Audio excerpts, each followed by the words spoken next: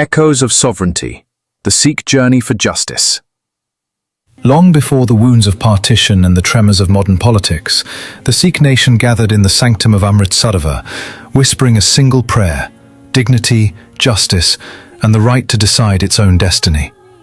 For centuries, the Khalsa guarded India's borders, yet their own homeland remained a promise unkept.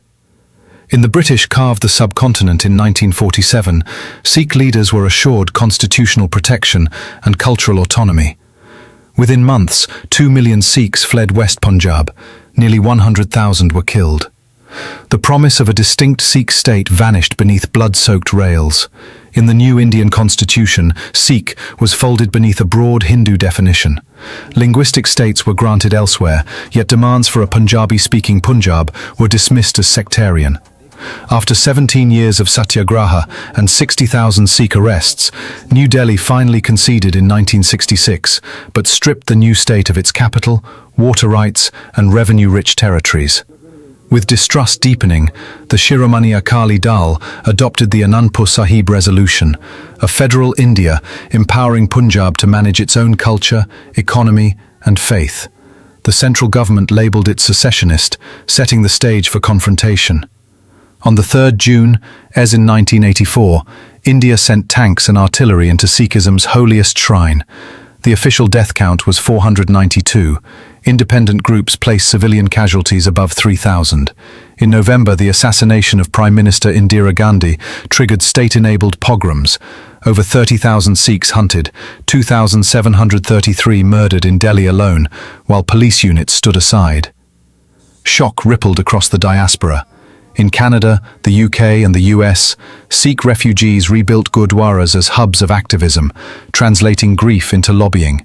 Panels in Ottawa and Westminster condemned the pogroms as genocide. A new generation studied international law, determined to frame Khalistan as a legal right, not an insurgent slogan. Conserve human rights dossiers amassed. Amnesty International chronicled 3,000 extrajudicial Sikh disappearances. Human Rights Watch documented systematic impunity for police implicated in torture. Diaspora lawyers cited Article 1 of both the ICCPR and the ICESCR. All peoples have the right of self-determination. The Khalistan claim shifted from battlefield to courtroom. Social media pierced the blackout. Activists streamed remembrance vigils to millions. In 2021, a non-binding diaspora referendum, overseen by independent observers, recorded more than 100,000 Sikh votes in London alone. Turnout in Brampton and Melbourne mirrored the surge. Each ballot bore a single question: should Punjab be an independent country? The Unlawful Activities Prevention Act, UAPA, has been wielded against student leaders, journalists, even folk singers. In 2023, Punjab police internet blackouts spanned 27 million residents while chasing one separatist preacher. An echo of 1980s suppression now amplified by digital silence. Yet on Punjab's soil the dream endures in softer tones. Farmers chanting Kisan Mazdoor Ekta, tech graduates printing Sikh history comics, mothers teaching Gurmukhi on rooftops. Their refrain, a pen for rights, not weapons. Under the Montevideo Convention, a people require territory, population, governance, and capacity for relations. Advocates argue that the Sikh nation meets each criterion in principle, and only denial of referendum keeps the map unchanged.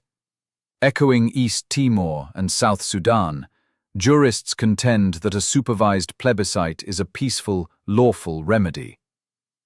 There is no expiry on memory. From Birmingham to Bathinda, the Khalsa still whispers, Raj Karega Khalsa. The Khalsa will rule. Whether tomorrow's lines are redrawn or hearts alone remain the frontier, the Sikh claim to dignity marches on, measured not by bullets, but by ballots, books, and an unbroken song of justice.